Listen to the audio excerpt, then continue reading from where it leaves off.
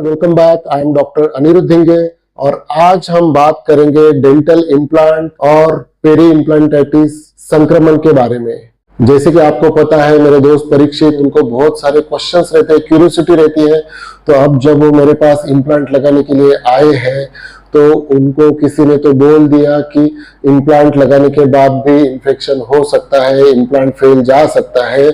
तो आज उनको ये क्यूरियोसिटी है कि इतना सारा खर्चा करने के बाद अगर मेरा इम्प्लांट फेल जाता है तो क्या करना चाहिए। तो क्या इम्प्लांट सच में फेल होता है? तो सबसे पहले हम जानते हैं कि पेरीम्यूकोसाइटिस क्या है और फिर हम जानेंगे कि पेरी इम्प्लांटाइटिस क्या है। तो पेरीम्यूकोसाइटिस एक ऐसी कंडीशन है, इम्प्लांट के आजू बाजू के जो गम्स है, टिश्यू है, जो स्किन है, जो चमड़ी है, वहां पे स्वेलिंग आ जाता है, वहां पे सूजन आ जाती है। और पेरी इम्प्लांटाइटिस में क्या होता है, वो सूजन आने के बाद, स्वेलिंग आने के बाद वहां का जो बोन है वो डिस्ट्रक्शन चालू हो जाता है, बोन का गलना चालू हो जाता है, बोन का रिसेक्शन चालू हो जाता है। उसकी वजह से बोन नीचे नीचे जाता है, गम्स भी नीचे नीचे जाते हैं और इम्प्लांट भी ओपन हो जाता है। इम्प्लांट के जो थ्रेड्स है वो अपने को डायरेक्टली दिखना चालू हो जाता है। इसे पेरी इम्प्लांटाइटिस कहते हैं। तो पेरी इम्प्लांटाइटिस के कॉजेस क्या है, पेरी इम्प्लांटाइटिस क्यों होता है?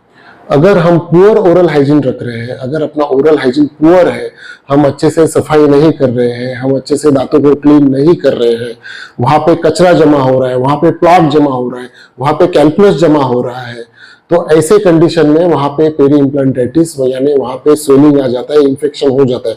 क्योंकि कोई भी कचरे के नीचे अगर वो हार्ड हो रहा है और वहां पे सालों साल कचरा पड़ा हुआ है और हम उसे क्लीन नहीं कर रहे हैं तो उसके नीचे माइक्रोबियल फ्लोरा यानी माइक्रो ऑर्गेनिजम्स तैयार होते हैं, वहां पे बैक्टीरिया तैयार होते हैं और वो वहां पे इन्फेक्शन पैदा करते हैं। पेरी इम्प्लांटाइटिस का दूसरा रीजन है, अगर आपको कुछ सिस्टमिक डिसऑर्डर हो, जैसे कि आपको हाई ब्लड शुगर लेवल है, अनकंट्रोल्ड शुगर लेवल है, अगर आपका शुगर लेवल बिल्कुल भी कंट्रोल में नहीं है और उसके लिए कुछ भी एफर्ट्स नहीं ले रहे हो, कुछ भी मेहनत नहीं कर रहे हो, आपका शुगर मेंटेन करने के लिए अगर आप डॉक्टर के पास नहीं जा रहे हो और वैसे ही जी रहे हो, तो ऐसे कंडीशन में आपका इम्प्लांट फेल हो सकता है। अगर आपको ऑस्टियोपोरोसिस है यानी आपका जो हड्डी है, आपका जो बोन है वो धीरे धीरे कमजोर हो रहा है, गल रहा है, तो ऐसे कंडीशन में भी आपका इम्प्लांट फेल हो सकता है, आपको पेरी इम्प्लांटाइटिस हो सकता है।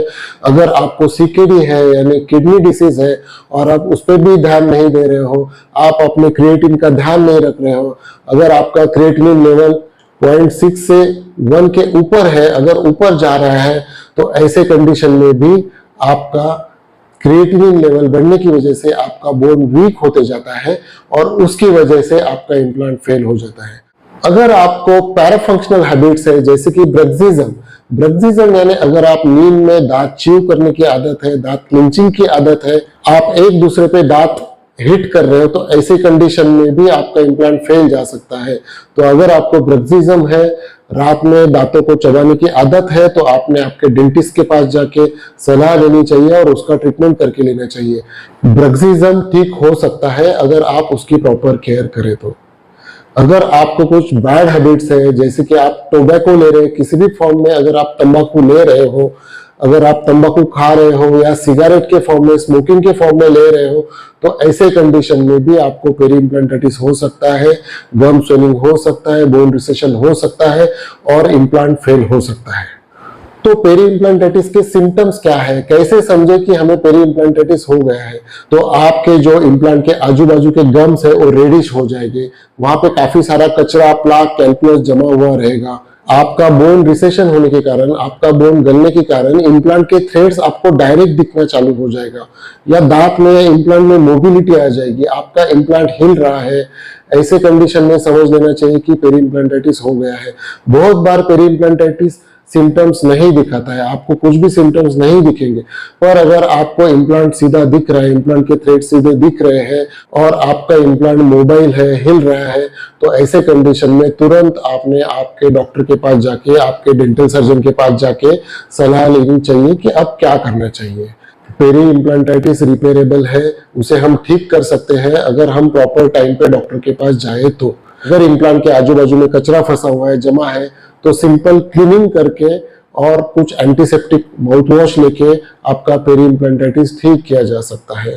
अगर उससे सीवियर कंडीशन में गया है, अगर बोन लॉस हुआ है और इम्प्लांट्स के थ्रेड भी दिख रहे हैं, तो ऐसे कंडीशन में एक माइनर सर्जरी करके बोन ग्राफ्ट करके फिर से वो इम्प्लांट को हम फिक्स कर सकते हैं और अच्छा कर सकते हैं। और सबसे better prevention is better than cure. अगर आप हर साल में एक बार आपके डॉक्टर के पास, आपके डेंटल सर्जन के पास जाके उसका प्रॉपर चेकअप करते हो, क्लीनिंग करके लेते हो, उसे साफ रखते हो और इम्प्लांट के साथ साथ ही आपके बाकी के दांतों का भी आप ओरल हाइजीन अच्छे से रखते हो, तो आपको कोई भी इंफेक्शन नहीं हो सकता है, पेरी इम्प्लांटाइटिस भी नहीं हो सकता है, आपका इम्प्लांट भी सेफ रहेगा और आपके बाकी दांत भी अच्छे रहेंगे और 100% आपका इम्प्लांट सालों साल चलेगा।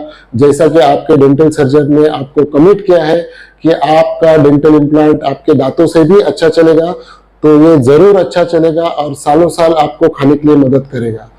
तो आपके इम्प्लांट का, आपके दांतों का ध्यान रखिए, केयर करिए, ईयरली चेकअप के लिए जाइए, हमेशा दांतों को क्लीन रखिए। अगर आप ये सब करेंगे तो आपको बिल्कुल भी डरने की जरूरत नहीं है, आपका डेंटल इम्प्लांट सालों साल चलेगा। अगर आपको इससे रिलेटेड और कुछ जानकारी चाहिए और कुछ पूछना है तो मुझे कमेंट बॉक्स में पूछ सकते हैं या दिए गए नंबर पे व्हाट्सएप कर सकते हैं या कॉल कर सकते हैं।